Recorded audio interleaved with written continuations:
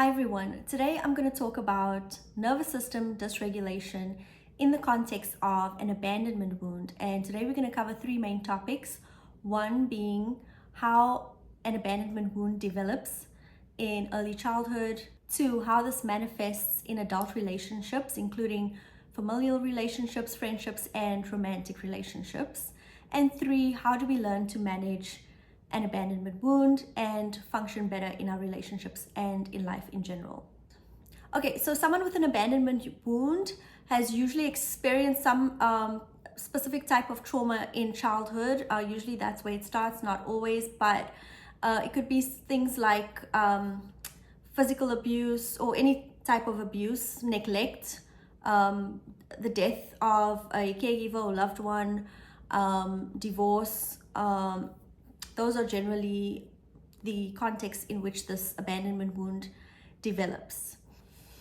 I always think about this extreme case of neglect, the case of Danielle, which I watched many years ago on the Oprah show, of a 6-year-old girl who was found in a house where her mother, wasn't really taking care of her. She was left in a room with, a soiled diaper, and that's it. She was malnourished. She had insect bites from head to toe. She was extremely underdeveloped, both cognitively, emotionally, in every way. Basically, they refer to her as a feral animal. So that's, on the one extreme, and you can only imagine the consequences of this neglect in terms of the child's development. As kids, as human beings, we need basic things like touch, emotional connection, food, shelter, clothing, in order for us to develop in a healthy manner. That is on the one extreme, and you can imagine as I said, the psychological, physical consequences of that neglect. But of course, there are lesser extreme versions of neglect and abuse and divorce and death. Even sometimes when parents divorce and both parents are doing their best to co-parent and keep the emotional consistency, the child may still perceive that as an abandonment in certain cases, or in other cases either the mother or the father actually vanishes from the child's life, causing a really serious abandonment wound. So as I mentioned before, emotional dysregulation is only one symptom of having an abandonment wound, and that is what we're going to discuss today. So what does it feel like to be in a state of emotional dysregulation? I feel like this is a really difficult feeling to describe unless you've actually felt it. I can only describe it from my own experience, and for me it feels like I'm in a highly stressful state, like my body is my body's like highly strung. I feel very stressed, very anxious. I feel emotionally vulnerable. I feel raw. If I'm really triggered, I am unable to control my emotions. What else? I made some notes, so do forgive me for looking at my notes. My nervous system feels flighty, but you can also experience some of the other defense mechanisms, such as fight, flight, freeze, or fawn. It feels like alarm bells are like sounding off in my brain, in my body. I just feel emotionally unstable. That's the best description that I can give you. Now let's talk about how an abandonment wound manifests in adult relationships. When someone is triggered by either real or perceived abandonment, and what I mean by real versus perceived abandonment. Real abandonment is, for example, when your partner is breaking up with you and they are physically and realistically abandoning the relationship, versus perceived abandonment is that the person is not permanently abandoning the relationship, but they have to physically and temporarily leave the situation, like going to work or going to the store or going to the game with their friends or going to visit family without you. So the person with the abandonment wound will feel as if they are actually being abandoned in those cases, and this may trigger them into an emotional reaction, into a negative spiral or nervous system meltdown. And what does this look like? So I'm going to break this down into two sections right here. I think two ways that this plays out is, on the one hand, the person may become, they may try to attach to the person who's leaving, to attach, latch on, and cling to the person who's leaving. Or two, they may try and avoid the abandonment by first abandoning ship before the other person has the opportunity to abandon them. Okay, so attach, latch, or cling, or abandon before they can be abandoned. So let's talk about the first one and what are some of the things that happen under this first umbrella: attach, latch, or cling. The person may physically beg and plead the person to stay. They may physically try and block them from leaving. Like, imagine someone like clinging onto your legs while you're trying to walk out the door, type of imagery. And I'm looking at my notes here, so please do excuse me for that. They may start a fight because starting a fight may cause the person to stay longer or cause the person to stay instead of leave. Not that the person is actually thinking about, like intentionally thinking about them trying to stay, but like unconsciously they're starting a fight. They may say things like, you don't love me, you never, like they just start doing a lot of like accusatory, accusing you of things that may not necessarily be true. They may try and guilt trip you, and again, this is not necessarily intentional, the guilt trip.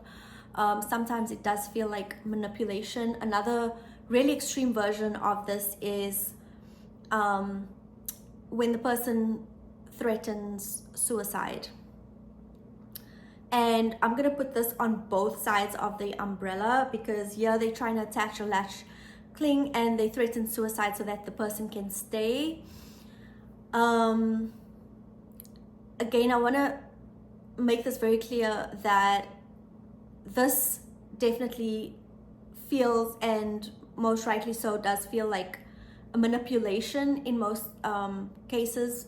The person on the receiving end may see this as a form of manipulation, but and it could very well be, but in general, in these cases, the person with the abandonment wound is genuinely feeling these feelings of trying to escape this emotional unrest and emotional instability with these threats, and it's a genuine feeling that they're feeling, and it's not usually a manipulation, although it could be.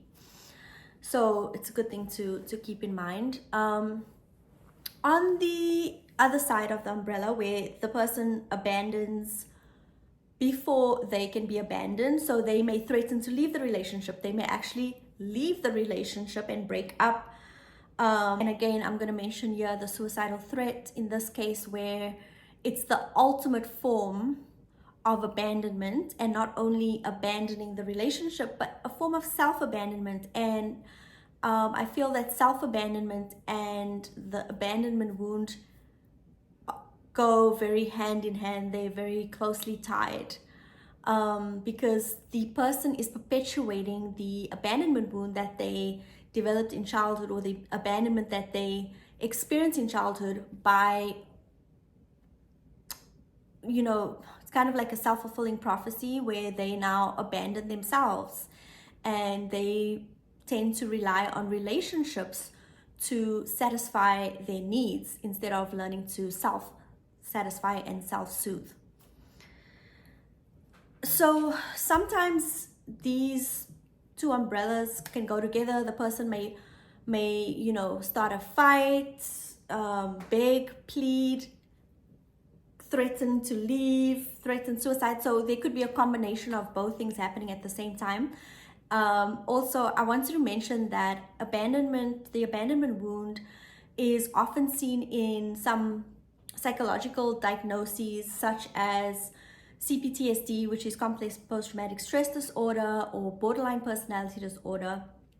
However, you do need to meet certain other criteria in order to be diagnosed with either borderline personality disorder or CPTSD. The reason I mentioned that is because there was a book written on BPD. I think I haven't read the book, but the title speaks volumes. The book is called I Hate You, Don't Leave Me. So the title itself is so, paradoxical and contradictory, because I feel like the first portion of the title is like, I hate you. It's when that person is in that fight, flight, or freeze mode where they like lashing out at the partner for abandoning them, whether it's real or perceived.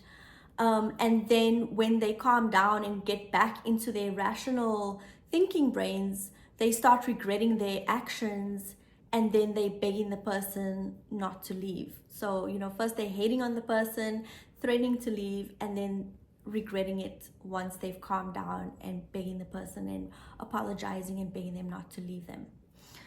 Okay, so let's talk about some of the things that you can do to help get your nervous system back into balance, stable, and regulated again. Now, the ultimate goal here is self-regulation. And the reason I'm saying that is because, yes, other people can help you in many of these instances that I'm going to refer to, and that's called co-regulation. But I feel like the ultimate goal is self-regulation, because let me say that whatever happened to you in the past was not your fault. You were not to blame. You needed a certain environment in which to thrive, and you didn't get that. And this has caused chaos in your life, right? But as an adult, it is now your responsibility to pick up the pieces and learn to parent yourself and to self-regulate. This is the ultimate goal, I think. So how do we regulate? Dysregulation is a state of instability. So we want to do anything and everything to get our bodies and our nervous systems back into a state of stability, homeostasis, and balance, and calm, because the nervous system is irritated. So we want to do anything that makes you feel calm. And what are some of those exercises? One good example is to use a weighted blanket. If you haven't heard about this, you can get this in certain stores. You can get it online on Amazon and other websites. And a weighted blanket really helps, just put weight on your body to make you feel safe and secured. And it's a very calming exercise for your nervous system. If you don't have a weighted blanket, you can simply dive under the covers and, just, you can even use some pillows on top of you or on the side of you to kind of make you feel comfortable and contained. A hug is also very, very calming to the nervous system. And like I mentioned before, everything that I'm mentioning here can be done by you. If you do have a friend or a family member that's willing to give you a hug and doesn't, feel like it's weird, then please go ahead and do that. But if you don't, you can do that for yourself, and you can do it standing, lying down, whatever, and for as long as you want. It's a very calming exercise. Another exercise is the butterfly tap, and this is a form of bilateral stimulation, tapping alternatively on either side of your body. It's very calming to both sides of the brain. And speaking of tapping, there's another technique called EFT, or emotional freedom technique, and it's a form of tapping certain points on the face. I don't know if I'm doing this correctly, but it's easily accessible online, and that is also a very calming thing for your nervous system. Self-talk, very important. What are you saying to yourself? Becoming aware of your thoughts and the messages that you're feeding to yourself. You want to be very reassuring to yourself in this moment. You want to be compassionate and not judgmental. Reassuring yourself that everything's going to be okay, that this is a normal feeling, that you're going to get better in a few minutes, hours, days. Sometimes it takes days, but usually it's very quick to self-regulate. I have experienced moments where I've become dysregulated for days on end, and it's a very it's a very stressful feeling.